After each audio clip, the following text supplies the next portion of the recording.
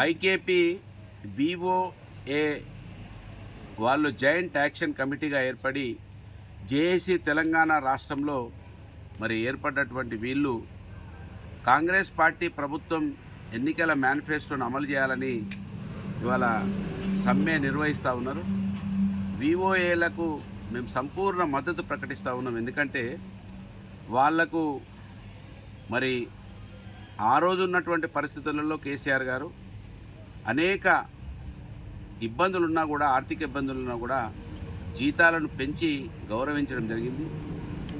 మారుతున్నటువంటి రోజులకు అనుగుణంగా, రేట్లకు అనుగుణంగా జీతాలను పెంచాల్సిన బాధ్యత ప్రభుత్వాల మీద ఉంటుంది. అదే పర్మనెంట్ ఎంప్లాయీస్కి అయితేనేమో వాళ్లకు హెచ్ఆర్ఏ పెంచుతూ వెళ్తూ ఉంటారు. వీళ్ళకి ఆ పరిస్థితి లేదు కనుక వీళ్లకు తక్షణమే 20 సంవత్సరాలుగా మేము పనిచేస్తూ ఉన్నామని వారు ఏదైతే 20,000 రూపాయలను మరి కనీస వేతనం కింద ఇవ్వాలని డిమాండ్ చేసి అడుగుతూ ఉన్నారో, కాంగ్రెస్ పార్టీ వాళ్ళు మేనిఫెస్టోలో పెట్టిండ్రు. కాంగ్రెస్ పార్టీలో ఎవ్వరు కూడా మంచితనానికి మరి ఉండరు అనేదానికి ఎవరు అతిథులు కాదు. ఆశ్చర్యం ఏంటంటే ఇవాళ విఓఏలకి మంత్రిగా ఉన్నటువంటి వారు సీతమ్మ గారు, ఆ సీతక్క గారు వీళ్ళ ధర్నాల కాడికి, రాష్ట్రోకోల కాడికి వచ్చి అనేక విషయాలు మాట్లాడింది. ఆశ్చర్యం ఏంటంటే సీతక్క గారు స్వయాన మహిళ, గిరిజన మహిళ. అంటే ఆమెకు ఆకలి, కష్టాలు, కన్నీళ్ళు ఏందో తెలిసిన వ్యక్తి కూడా కాంగ్రెస్ పార్టీ ప్రభావం వలన ఆమె పూర్తిగా మారిపోవడం జరిగింది. కాంగ్రెస్ పార్టీలోకి వెళ్ళిన వాళ్ళు ఎవరు కూడా మారక తప్పది, మోసం చేయక తప్పరు. అక్కడ ఉండే మోసం చేయాలని అనుకునే వాళ్ళే కాంగ్రెస్ పార్టీలో ఉంటారనే దానికి ఇవాళ మనకు నిలువుటెద్దు సాక్ష్యంగా ఆమె అసెంబ్లీలో మాట్లాడింది, వీళ్ళ ధర్నాల కాడికి వచ్చి మాట్లాడింది, దీక్షల కాడికి వచ్చి మాట్లాడింది, విస్మరించింది. మనం ఇక్కడ మలహార్ మండల ఆఫీస్ దగ్గర ఉన్నాం, మండల సమాఖ్య దగ్గర ఉన్నాం కొయ్యూరులో. ఇవాళ మంత్రి గారు కూడా ఇక్కడికి వచ్చి వారు కూడా ఇవి ఇంత తొందరగా కావని వాళ్ళు బుకాయిస్తూ ఉన్నారు. స్వయాన మంత్రిని ఎమ్మెల్యే గారే మేనిఫెస్టో రాశారు, వారే పొందుపరిచిండ్రు. మిమ్మల్ని రెగ్యులరైజ్ చేస్తాం, పదోన్నతి కల్పిస్తాం, మీకు ఇన్సూరెన్స్ కల్పిస్తాం, అనేక రకరకాల హామీలు ఇచ్చారు. కనుక హామీలను పూర్తి చేయకుండా ఇంకా బుకాయించే ప్రయత్నాన్ని తీవ్రంగా ఖండిస్తూ ఉన్నాం. కాంగ్రెస్ పార్టీ ప్రభుత్వం ఇప్పటికి కూడా మేనిఫెస్టో మీద దృష్టి పెట్టకుండా ఎక్కడైతే ప్రతిపక్షాలు మాట్లాడితే వాళ్ళ మీద కేసులు పెట్టడానికే చూపిస్తూ ఉన్నారు చొరవ. ఈ మేనిఫెస్టోను అమలు చేయడానికి చూపిస్తలేదంతానికి అనేక విషయాలు ఉన్నాయి.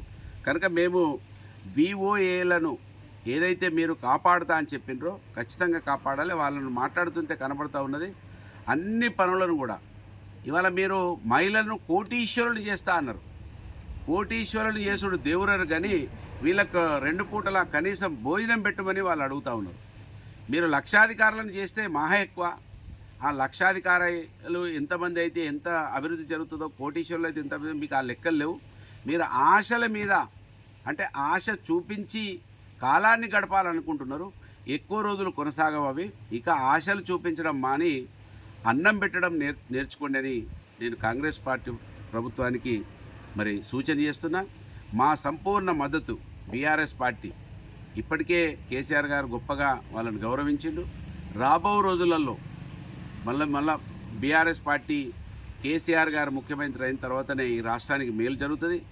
ఏవైతే ఇవాళ నిర్వీర్యం అయిపోతూ ఉన్నాయో అవి మంచి జరగాలంటే ఈ రాష్ట్ర పార్టీ, తెలంగాణ ప్రజల పార్టీ, అది బీఆర్ఎస్ పార్టీతోటే సాధ్యమవుతుంది అనేది తెలంగాణ రాష్ట్రంలో ఉన్న అందరూ కూడా గమనించాలి. ముఖ్యంగా మంత్రి నియోజకవర్గ ప్రజలు గమనించాలి. ఎందుకంటే మంత్రి నియోజకవర్గ శాసనసభ్యుడు 3 ఓట్లు ఉన్నటువంటి కుటుంబం వాళ్ళది. వాళ్ళ ఓట్లు ఏంటంటే 3 ఓట్లు.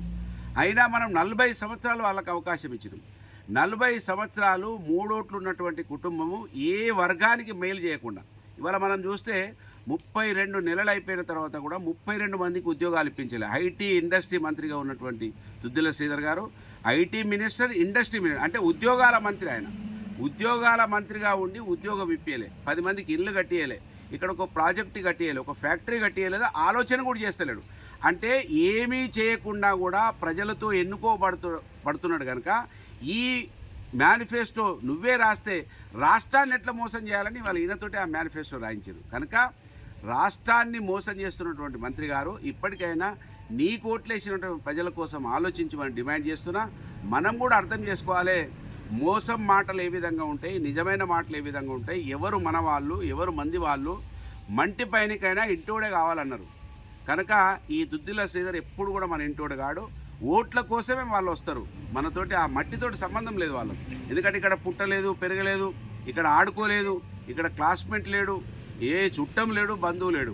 కనుక వాళ్ళతోటి మనకు సంబంధం లేదు. కనుక ఆ విషయాన్ని మనం గమనించి ఈ మట్టిలో పుట్టిన వాళ్ళు, ఈ మట్టితో సంబంధం ఉన్న వాళ్ళు నాయకులు అయితే మనకు ఎంతో కొంత మేలు జరుగుతుందనే విషయం నియోజకవర్గ ప్రజలు కూడా గమనించాలని మరి కోరుతూ ఖచ్చితంగా డిమాండ్ చేస్తున్నా. ఏదైతే మీరు మేనిఫెస్టోను అమలు చేస్తా అన్నారో అది చేయాలని డిమాండ్ చేస్తున్నా.